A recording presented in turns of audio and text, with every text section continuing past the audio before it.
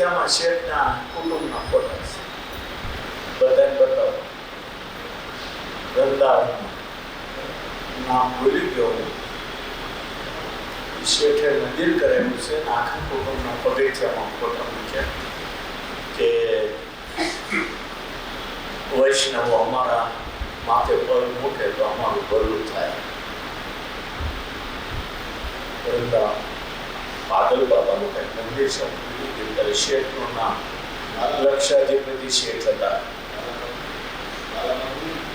હા, લાલા બાબુ, બસ લાલા બાબુ બસ મારી પાસે આખો ઇતિહાસ.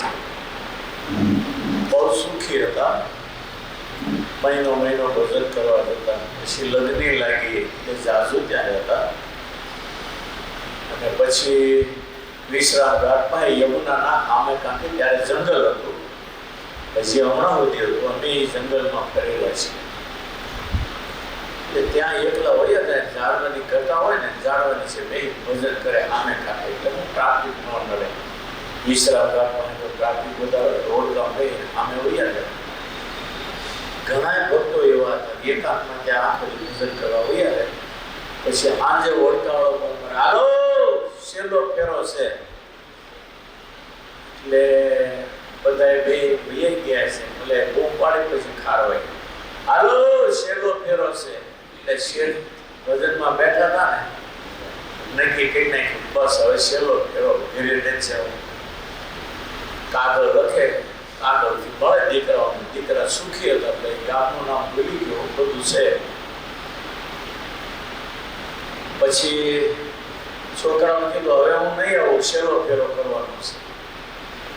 પછી છોકરાઓ ત્યાં આવ્યા, બહુ મનાવ્યા, આમ કર્યું તેમ કર્યું, પણ ના હવે છેલ્લો ફેરો, હવે ઘરે નથી આવું, આ ભજન કરી જિંદગી પૂરી કરેલી છે. પાડાની રૂમ રાખે ત્યાં રહે ભજન કરતા. પછી ઘરનું મકાન લીધું, ત્યાં ભજન કરતા હતા. એમ કરતા કરતા પછી નક્કી કર્યું કે હવે પૈસો ભગવાનને આપ્યો છે તો એક મંદિર કે લાલા બાપુ, લાલ બાપુ એવું નામ છે, મોટું મંદિર કર્યું. અને છોકરાઓને કીધું કે તમે ભજન બહુ નહીં કરી શકો, પણ આ મંદિરના પગથિયામાં આપણા કુટુંબમાં તારા ઘરના છોકરા છોકરીઓ બધા એના ફોટા કોતરાયેલી વૈષ્ણવની પગથિયામાં આપણી ઉપર પગ મૂકે ને તો આપણું બધા ભલું થાય. પછી એ પગથિયામાં બધે કોતરેલા હજી છે, હવે તો ભાવ જરા દેખાય છે, ઘસાઈ જાય ને લોકો સડ ઉતર કરે. લાલ બાપુ શેઠ હતા, એને આ મંદિર કરાવ્યું. બહુ મહિમા, દિવસ ઉગે ને આજ સુધી હજારો માણસનો ભીડ હોય એ મંદિર. અને ખાસ મહિમા વાળું મંદિર તો મથુરામાં વિશ્રામ ઘાટથી પાછળ વર્ષ ગલી આવે, અહીંયા આપણે સૌદાપુર છે ને એવું, અને ત્યાં દ્વારિકાધીશ મંદિર છે, એ કોઈ મોટા શેઠિયાએ કરાવેલું છે. ને મથુરાનું મોટામાં મોટું તીર્થ એ ગણાય વિશ્રામ ઘાટ પાસે પાછળ ગલીમાં સિટીમાં બહુ મોટું મંદિર દ્વારિકાધીશનું. એટલું બધો જન સમુદાય ત્યાં રોજ ધક્કા દેખી. અને કાયદેસર ડાકોરની જે વૈષ્ણવોની સંસ્થા છે ત્યાં થાળ કરાવો એટલે ઠોર આપે, ઠોર એટલે જોરદાર. કાલે મેં પૈસા નાખી દીધા એ બ્રાહ્મણને, આપણા બ્રાહ્મણ છે ને બેસરીમાં ઠોર આવશે. બહુ મોટું દ્વારિકાધીશ મંદિર છે, ડાકોર જેવું મંદિર. અને સવારથી આજ સુધી વૈષ્ણવનો એટલો બધો ભીડો હોય, એટલો બધો ભીડો હોય. કલાકે ટેરો નાખે, વળી પાછા ખોલે પડદો નાખે, ખોલે પડદો નાખે. વૈષ્ણવની વલ્ભાચાર્ય મહારાજની રીત પ્રમાણે ત્યાં સેવા પૂજા થાય. એટલે થોડીક વાર દર્શન બંધ કરે ઉગાડે, બંધ કરે ઉગાડે. બાલકૃષ્ણની ઉપાસના એટલે આખો દી એમાં રચું પચું રહેવું પડે. આપણા સંપ્રદાયમાં મોટા સ્વરૂપની ઉપાસના એટલે સવારે બાળકો ધરે તાળું મારી વહી જવાનું, પછી 10 વાગ્યે ઉગાડે ભગવાનને જમાડવાનું, વળી જમાડે વૈયા જઈ 12 વાગે તાળું ઉગાડવાનું, પોટડે વહી જવાનું, 3 વાગે જગાડવાનું. આ લોકોને એવો નિયમ કે આખો દે વૈષ્ણવ ભગવાનમાં રચ્યો પચ્યો રહે એટલે શું કરવું? એટલે બાલકૃષ્ણની ઉપાસના. બાલકૃષ્ણ એટલે 2 વર્ષ 4 વર્ષના કૃષ્ણ. હવે ક્યારે જાગે, ક્યારે ખાવાનું માગે શી ખબર પડે? એટલે થોડી વાર પડાડે, થોડી વાર જગાડે, થોડી વાર પડાડે, થોડી વાર જગાડે. એટલે વૈષ્ણવ આખો દી એમાં રચ્યો પચ્યો રહે. અને એટલે શ્રીજી મહારાજે કીધું કે વૈષ્ણવની વલ્ભાચાર્યની રીતિ પ્રમાણે શ્રી કૃષ્ણની સેવા રીતિ અમારા આશીર્વાદ કરવી. પણ આપણે મોટા મંદિરોમાં તો મોટા સ્વરૂપ પ્રમાણે નાખીએ છીએ. પણ આપણા જૂના સંતોએ શરૂઆત કરી ઘનશ્યામ મહારાજ પધરાવે. ઘનશ્યામ મહારાજ એટલે નાનો સ્વરૂપ કહેવાય. ક્યારે ખાવાનું માગે, ક્યારે ભૂઈ જાય, ક્યારે જાગી જાય, કાંઈ કહેવાય નહીં. એટલે ઘનશ્યામ મહારાજ પધરાવવાનો રિવાજ કર્યો. પણ આપણે સેવા તો મોટા સ્વરૂપની જેમ જ ચાલુ રાખી છે. બાકી આ મહારાજની આજ્ઞા જુઓ ને તો વલ્ભાચાર્ય મહારાજના પુત્ર વિઠ્ઠલનાથે જે શ્રી કૃષ્ણની સેવા રીતિ કહી, થોડી વાર ટેરો લગાડી દે, ઘડી પડદો નાખે, ઘડી ખુલે. પણ મેં કીધું એમ એ બધું વલ્ભાચાર્યની રીત પ્રમાણે બરાબર છે. પણ તમે જૂના ગોકુળમાં જાઓ ને, મેં કાલે વાત કરી હતી તમને, જૂનું ગોકુળ છે ને ઓરિજિનલ છે. 84 પથ્થરના થાંભલાવાળું નંદજીનું ઓરિજિનલ ઘર. અને ત્યાં મહાદેવજી લાલાનું દર્શન કરવા ગયેલા આપણા નંદોએ એનું પ્રભાત્યું બનાવ્યું છે.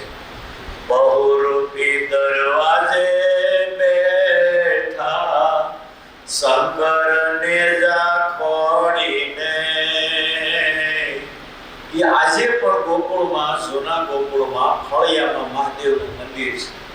પહેલા તો ખાલી કુલામાં ડેરી હતી, શિવલિંગ જ હતું. અત્યારે ત્યાં બહુ સારું મંદિર બનાવી નાખ્યું નંદજીના ફળિયામાં, અને ભોળાનાથ ત્યાં બિરાજે છે. આપણા નંદ સંતોએ ત્યાં જ્ઞાન નહોતા, પણ એને ધ્યાનમાં દેખાતું બધા આવા પ્રભાત્યા બનાવ્યા છે. વૃંદાવનની કુંજ ગલી તમે નહીં જોયું હોય, જેને નિધિવન કહેવામાં આવે. વૈષ્ણવમાંનો બહુ મોટો મહિમા વૃંદાવનમાં નિધિવન છે. નિધિવન એટલે ભગવાન જ્યાં રાસ રમ્યા હતા એટલી 5-7 વીઘાની જગ્યામાં ચારે બાજુ કોટ કરી લીધો છે. અને ત્યાં જાઓ એટલે બ્રાહ્મણો સ્વભાવ તમને બોલ કરશે. અહીંયા સવારથી સાંજ સુધી દર્શન કરવાના. આજ પછી કોઈ આવે નહીં, કીડી મકોડો પણ અહીંયા આવે નહીં. રોજ રાત્રે દિવ્ય રાસ થાય છે. દિવ્ય ગોપીઓ અને ભગવાન આવીને રાસ રમે છે. એવું તમને સમજાવ્યા કરે. અને આને મહિમા છે. અને ત્યાં તમે જાઓ એટલે દરવાજે તો નકરા વાંદરા જ મળે તમને. શેણાના ઢગલા પીડ્યા હોય, ખાતા હોય, વેચાથી લઈ લે શેણા ખવડાવવા. એ દરવાજે જાઓ એટલે ચશ્મા જેવી હાથસેવી પડે, નહીં તો રહે નહીં. કારણ કે કનૈયા જેવા જ વાંદરા છે. ગોપીઓ મટુકી લઈને મથુરા જાય તો અદૃશ્ય કનૈયો ઢોળી નાખો. અહીંયા ખાવા મળતું નથી ને ત્યાં કંસની રાણીઓને દૂધથી નવડાવવાની નથી જવા દેવું. રસ્તામાં ઉભા રહે કે નહીં લઈ જતી દૂધ. કનૈયા તને હું ખબર પડે, કંસને દૂધ નો આપીએ ને તો ગોકુળમાં રહેવાનો નથી. ત્યાં જ કીને માથેથી લઈ ઢોળી નાખે. લઈ જા ચાલે. કંસનો બાપ આવે તો ન જવા દઉં. એટલે આ બધી કૃષ્ણની લીલા હતી. અને જેવા કૃષ્ણ હતા એવા જ અત્યારે વાંદરા ત્યાં છે. અને ચિત્રકૂટમાં તમે જાઓ એટલે રામ જેવા વાંદરા, ગોકુળમાં જાઓ એટલે કનૈયા જેવા. અને પાછા કનૈયાની જેમ બધું સમજે વૃંદાવનના વાંદરા. તમે ત્યાં જઈ અને તમે અમારે નંદ સ્વામી લઈને ગયો તો હું તો બહાર બેઠા હતા. નંદ સ્વામી રિક્ષામાં અંદર બેસી ગયા. બે બાજુ પડદા હતા જાડા રેક્ઝિનના. તોય નંદ સ્વામી અંદર બેસી ગયા. મેં કીધું તું તમે ધ્યાન રાખજો, ચશ્માનું ધ્યાન રાખજો. લગભગ ડાયાભાઈ હતા નહીં તમે બધા ધ્યાન રાખજો. તો અંદર બેસી ગયા. હવે હું વાંદરો ધીરે રહીને અંદર ગયો અને મોટું થોડી રાખી ચશ્મા ધીરે લઈ ઠેકો મારી બહાર નીકળી ગયો. અને પછી ત્રીજા માળા વહી ગયો, ચશ્મા દેખાડે. માણસ કરતા વધારે સમજે, પણ કનૈયા જેવો સ્વભાવ તો ખરો છે. પછી ઓલા મારા દુકાનવાળા આવ્યા કે મારે જેને કઈ ખાવાનું આપો તો આપી દે. એટલે કોથળી લઈને બતાવી, ડાળિયાની ક્યાં બતાવી ને એ નહીં હારું આપો કે ઓલી હું પીવાની આવે છે, ભૂગળી પીવે. નાના ઓલી કેરીના રસ જેવી આવે તૂટી ફૂટી.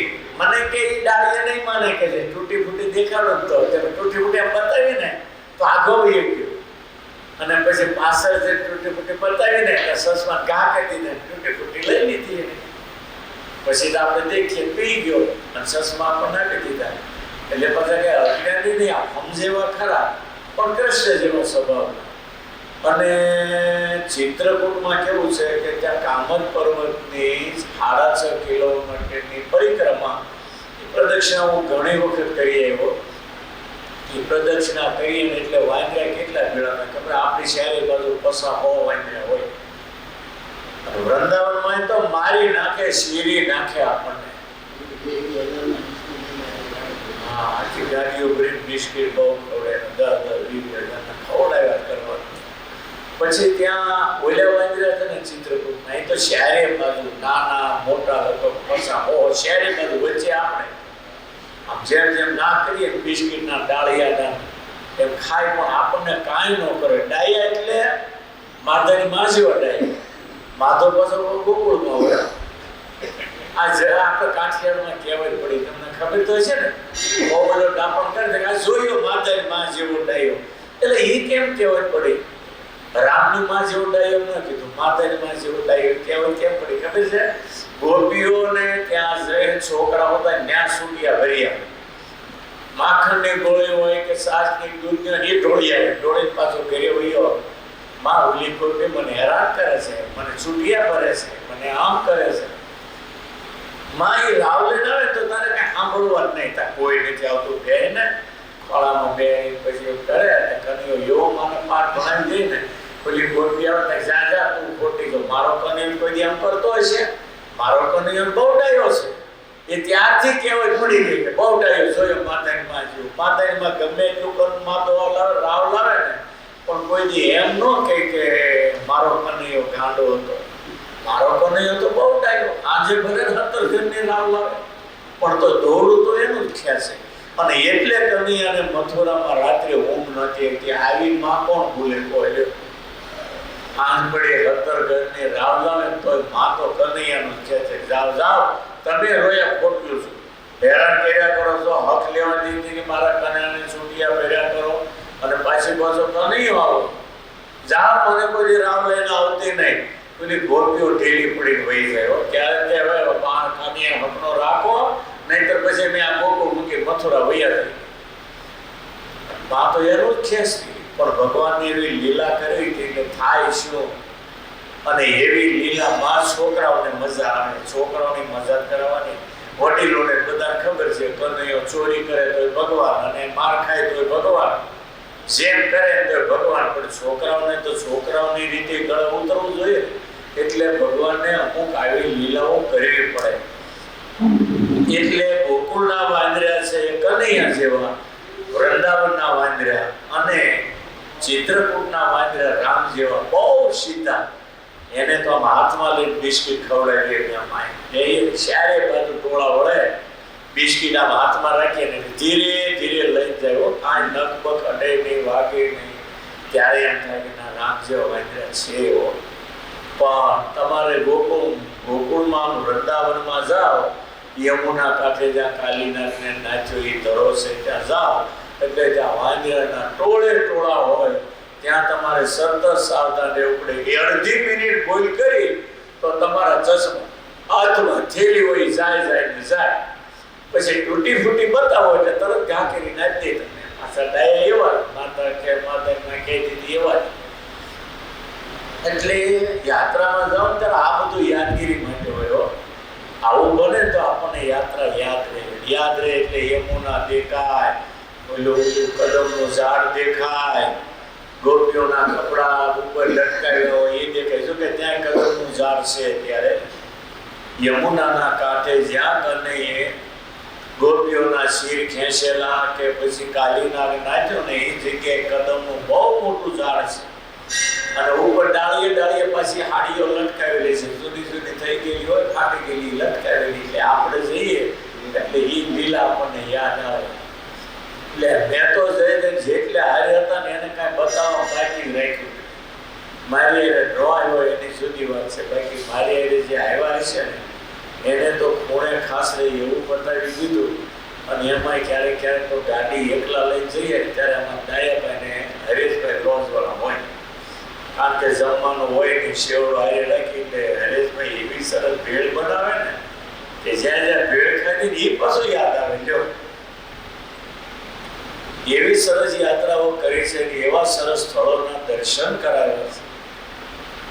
આમ તો છે ને હું અહીંયા વર્ણન કરું તોય છે ગયા હોય ને એમ લાગે કે આપણે ત્યાં છીએ. કારણ કે લીલા જે ભગવાને કરી છે ને એ યાદ રાખવાનું મહારાજે ત્રીજા વચનામૃતમાં કહ્યું છે. અને આ બધી વસ્તુ તમને યાદ આવે ને તો આપણા અંતકાળને સુધરી જતા લગભગ વાર ન લાગે.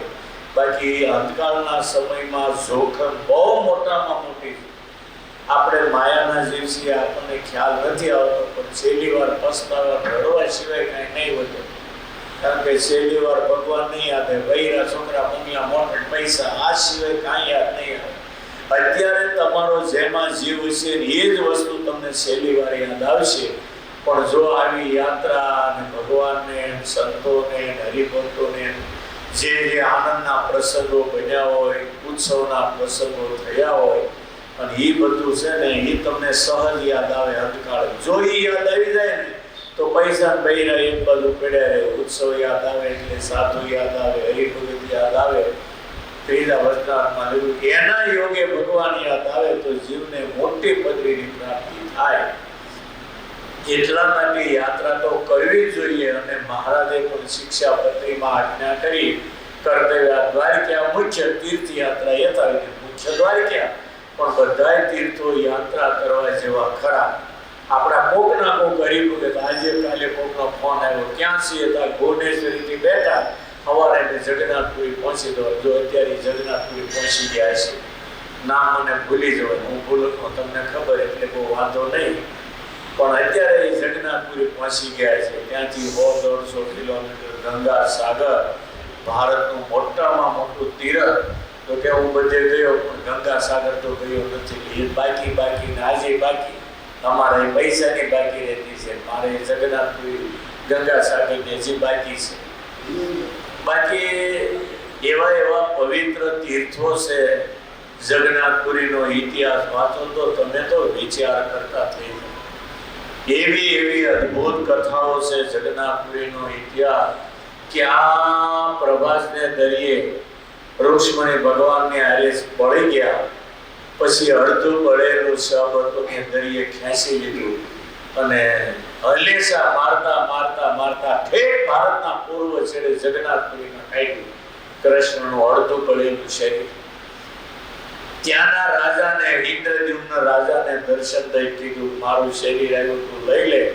એમાંથી અસ્થિ ડબ્બામાં ભરી અમુક જગ્યાએથી તું લાકડા લાવી વૃક્ષોને કાપી એમાંથી મૂર્તિ બનાવ અને એમાં મૂર્તિના પેટમાં ગોખલામાં મારા અસ્થિનો ડબ્બો મૂકી દો અને ભારતનું મોટું તીર્થ બનશે. મંદિર કરીને એમાં તમે પધરાવો.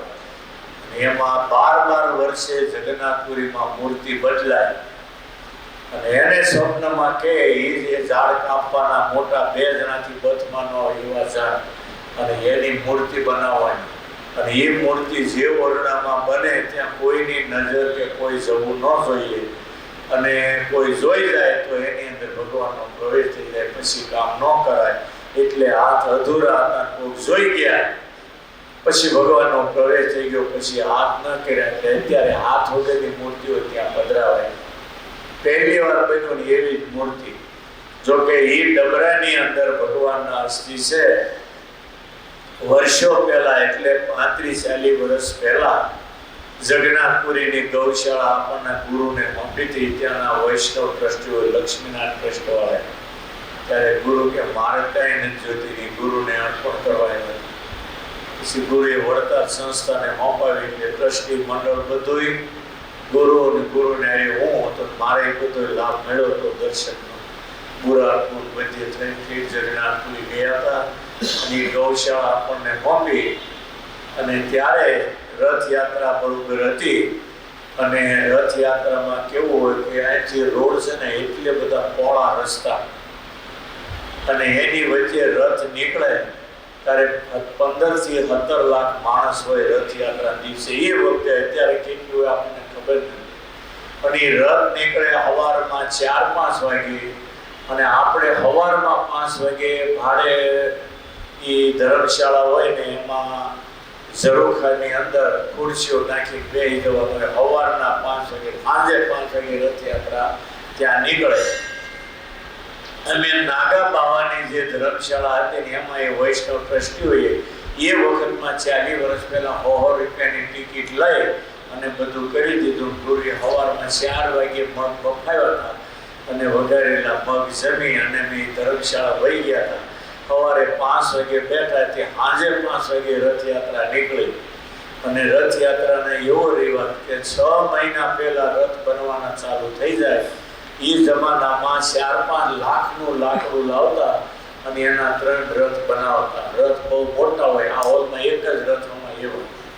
અને ચારે બાજુ બેઠક હોય, ત્યાં બધા પંડાઓ બેઠા હોય.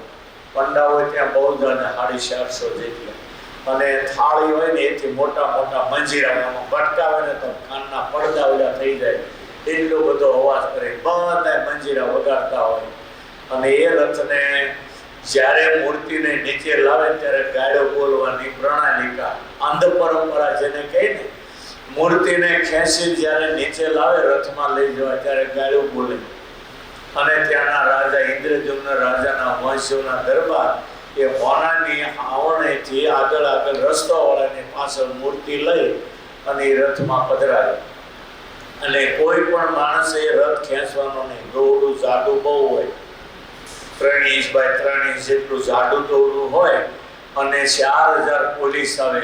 આખા ભારતમાં સરકાર તરફથી ઉત્સવ થાય એ માત્ર એક જગન્નાથપુરીનો ઉત્સવ. અને એ રથને ખેંચે હોળ પડ્યા હોય. એ રથને એટલો મોટો રથ, અને એ પૈડું જો આડું પડ્યું હોય તો મારુતિનું પતરું બનાવી નાખે. એટલા બધા વજનદાર હોય. અને એ રથને ખેંચવાનો, અને આડો ગયો તો બિલ્ડિંગ પાડવાની અને ત્યાં રથ ખેંચવાનો, પણ પાછો લેવાનો નહીં રથ. આ બધી પ્રણાલિકા. અને ત્યાં મંદિરની પાછળ આજે પણ એકાદશીને ઊંધી લટકાવેલી છે. તો જગન્નાથપુરીમાં તમે જાઓ એટલે 11 તમને પ્રસાદ ખવડાવે હોય. ચોખા બાફેલા ઉગવેલા ચોખા ભાત બની જાય, ભોગ ધરાવે. અને કેટલા જ હું ભૂલી જવા મળ્યું કેટલા મણ ચોખાનો રોજ ભાત બને. અને એ ભાતને ધરી પછી બધા પંડાઓ લઈ જાય, ઉગવી દે. અને પછી 50 ગ્રામની, 100 ગ્રામની, 250 ગ્રામની, 500 ગ્રામની કોથળીઓ બનાવી મંદિરના દરવાજે ઢગલા હોય અને એ વેચે. પ્રસાદી લોકો લાવે ત્યાંથી અને અહીંયા બધાની પ્રસાદી આપે. અને આપણા માટે મહારાજે આનો ખુલાસો કર્યો શિક્ષાપત્રીમાં કે જગન્નાથપુરી સિવાય અન્ય સ્થાનકની વિશે પ્રસાદી ન ગ્રહણ કરવી. જગન્નાથજીનો પ્રસાદ લેવાય એનો દોષ નહીં. લેવો એમ નથી કીધું, પણ હલવાઈ કેમ લેવો પડે તો લઈ લો તો દોષ નહીં. કારણ કે ગુરુવારે હું ગયો ભીડામાંથી નીકળતા હતા અને બ્રાહ્મણ ચોખાનો પ્રસાદ આપવા આવ્યો. મેં ન લીધો, મારવા દોડ્યો. અને પછી જે હું ભાગ્યો છું ને એ મને ખબર છે. એટલે મને અનુભવ થઈ ગયો કે ભગવાને ખાવું એમ નથી કીધું, પણ આમ ક્યાંક હલવાઈ જાવ તો પ્રસાદ લઈને ખાઈ લેવો. માર ન ખાવો, પ્રસાદ ખાઈ લેવો, દોષ નહીં એનો. બાકી ખવાય એવું નથી કીધું. કારણ કે પાણીમાં ભાત બફાય એટલે એઠા ગણાય. તમારે બધાને ખવાય વાંધો નહીં, પણ પાણીને લોટ ભેગું થાય એટલે અમારે સાદું ન ખવાય. કારણ કે એના પાણીમાં દૂધમાં વસ્તુ બની હોય રોટલી તો એ ખવાય, પાણીમાં લોટ ભાગેલો હોય તો એ રોટલી અમારે ન ખવાય. એમ પાણીમાં ત્યાં ભાત બને એટલે ન ખવાય. પણ ક્યારેક ભેળમાં આવી ગયા, એ ભેળમાં જે બાણ સેટ કેવો મારવા દડ્યો બ્રાહ્મણ મને. એ આમ ચોખા આપતા હતા, મેં ન લીધા મારવા દડ્યો. તો આ તો બહુ ભેળો બહુ ઝાઝો હતો. 31,000 માણસ હતા કહેતા. એ ધક્કાધક્કી મેં જો નીકળી ગયો એટલે રહી ગયો નથી, માર્યા વગર ન રહેતા. એટલે મહારાજે આ ખુલાસો કર્યો જગન્નાથપુરી જગન્નાથ પ્રસાદ લેવો તો લેવાય, એનો દોષ નહીં એમ કીધું. પણ લઈ લેવો એ ટૂંકો શબ્દ ન મૂક્યો, પણ લેવાય તો દોષ નહીં. એટલે ક્યારેક આવી પરિસ્થિતિ બનતી હોય છે. અને એ ચોખાનો પ્રસાદ એના 700 સુલા છે. અને એક સોલા ઉપર 4 મટુકી 5 મટુકી હોય, નીચે સોલો હળગે. અને જે રથ નીકળે ને એ રથ જ્યારે રથયાત્રા પૂરી થાય એના ટુકડા કરવાના. એ રસોઈમાં લાકડા બાળવાના રથના. રથ બહુ મોટા હોય. આપણી અકલ કામ ન કરે. કરોડો રૂપિયા એ રથ બનાવવામાં જતા હશે. અને એમાં લગભગ કેટલા 200 કે 400 તો મિસ્ત્રીઓ કામ કરે. રથ બનાવે 6 મહિના પહેલા કામ થાય રથયાત્રા એ રથ તૈયાર થાય. આ બધું મેં જોયેલું, ત્યાં બધું સાંભળેલું, કહેલું. અને એમને રહ્યા ત્યારે એ રથ ખેંચે, તમે જોયું તો 300 તેની મળદા ખેંચીને એમાંથી બહાર કાઢ્યા. પછી 50 તો અમે જોયા. એટલું બધું માણસો ધગધગતો તાપ હોય ને, એમાં બેભાન થઈ પડી જાય લોકો. અને લાકડી હોય, 2 જણા હોય, વચ્ચે લાકડી હોય, એમાં ખોઈ હોય, એટલે સીટી વગાડતા વગાડતા નીકળે. એટલે કોઈ પડી ગયો હોય ને તો એમાં નાખી અને ધર્મશાળા લઈ ગયો. અમે નાગા બાવાની ધર્મશાળામાં ઉતર્યા. એની બાજુના મકાનના નીચે મળદા મૂકતા હતા. હાલ સુધી મળદા ગોઠવવાના. લગભગ 300 મળદા, તેથી 300 માણસ મરી ગયા હતા જગન્નાથપુરીની રથે. અમે ગયા ત્યારે. પછી આગળ પાછળ કેવું હોય તો ભગવાન જાણે. પણ એટલો બધો ભીડો, 15 થી 17 લાખ માણસ રથયાત્રા દિવસે ત્યાં હોય. અને એટલું ભવ્ય મોટું મંદિર અને એટલો ભવ્ય ઉત્સવ થાય ને, એવો ઉત્સવ તો હવે ક્યાંય જોયો નહીં હોય, એવો ઉત્સવ થાય. એટલે બધા તીર્થોની પ્રણાલિકા જુદી જુદી હોય. દક્ષિણમાં તમે જાઓ, કેવા મોટા મોટા મંદિરો, આપણી હકલ કામ ન કરે. તમારી દરવાજો હરખો જોવો હોય ને તો દરવાજાની આગળના પટાંગણમાં ઉતા જોવો પડે, દુખવા માટે. મેં તો ઉતા જોયો હતો. કારણ કે બેઠા બેઠા આમ કહી તો ડોક દુખવા માટે. પાઘડી જો કાઠિયાવાડી દાદામાં તો પાઘડી પડી જાય. કારણ કે 20, 25 માળના ગેટ હોય, એની અંદર પૂતળા ગોઠવેલા. ગણવા જાવ તો તમે ગણી ન. એ તો જ્યારે દક્ષિણની યાત્રા કરો એને ખબર પડે. હમણાં કહેતા હતા કેશવ મહિના હોય પછી રહેજો તૈયાર, આપણે જવાનું છે દક્ષિણ. મારું એક ઠેકાણું નહીં, મને ભગવાન ટાઈમ આપશે તો જઈશું. બાકી યાત્રા તો જિંદગીમાં એકવાર દક્ષિણની કરવા જોઈએ. એ મંદિર જુઓ ને, મંદિર જોઈને તમે વિચારે ચડી જાઓ, તમને એનો કોઈ જવાબ ન મળે. એવા તમે પૂછવાઈ જાઓ કેવા મંદિરો. એમાંય મદુરાઈનું મંદિર, શ્રી રઘુનાથ ભગવાનનું મંદિર. 7 ગેટ, 7 પ્રદક્ષિણા આવે, એમાં લગભગ અડધો ત્રીજીના પેલી સીટી આવી જાય. એ 7 ગેટનું ઉલ્લંઘન કરો ત્યારે મંદિર આવે. મંદિર કેટલું મોટું, આપણી અકલ કામ. અને 7 દરવાજા એટલે વૈકુંઠનું ફોટોસ્ટેટ કોપીથી એ મંદિર બનાવેલું છે. એક પ્રદક્ષિણામાં ટ્રકો 80 ની સ્પીડમાં તમે ચલાવી શકો એવી પ્રદક્ષિણા. પછી એને ઓળંગવો એટલે બીજી પ્રદક્ષિણા આવે, પછી ત્રીજી. એવી 7 પ્રદક્ષિણા ઓળંગવો ત્યારે મંદિર આવે. અને ત્યાં 5, 7, 10 માળનો તો ઓનાનો થાંભલો આવે, વિજય સ્તંભ જેને કહે. ત્યાર પછી મંદિર આવે. મંદિરમાં હાલી હાલી થાકી જાઓ. અને જે રઘુનાથ ભગવાનનું જે મંદિર છે ત્યાં રામાનુજાચાર્ય, આપણા જે પરદાદા, જે સ્વામિનારાયણ ભગવાનના ગુરુ રામાનંદ સ્વામીને જે રામાનુજાચાર્ય શ્રીરંગમમાં એ તીર્થમાં દીક્ષા આપેલી, એ રામાનુજાચાર્યની ઓરિજિનલ મૂર્તિ બેઠી એટલી ઊંચી છે. બેઠા હોય તો એટલા ઊંચા થાય. કારણ કે એ જમાનામાં માણસો ઊંચા, પાંડવો આપણી જોડે ભલે શીતરે, પણ આપણી કરતા ડબલ ઊંચા પાંડવો હતા એ વખતે. કારણ કે કાળ જાય છે ને, માણસો નાના નાના થતા જાય. હજી કળયુગ આવે છે તો આપણી કરતા અડધા માણસો રહેશે, અડધી ઊંચાઈ વાળા. આપણી કેળિયાવાળી એવડા જ માણસો રહેશે. હિમાલયની અંદર તમે જાઓ ને તો વાસળી જેવી ગાયો હોય, દૂધ આપતી હોય, વિયાતી હોય, પણ તમે જુઓ ને તો વાસળી જેવી ગાયો લાગે. આ બધું યુગ પરિવર્તનમાં બધું પરિવર્તન આવતું જાય.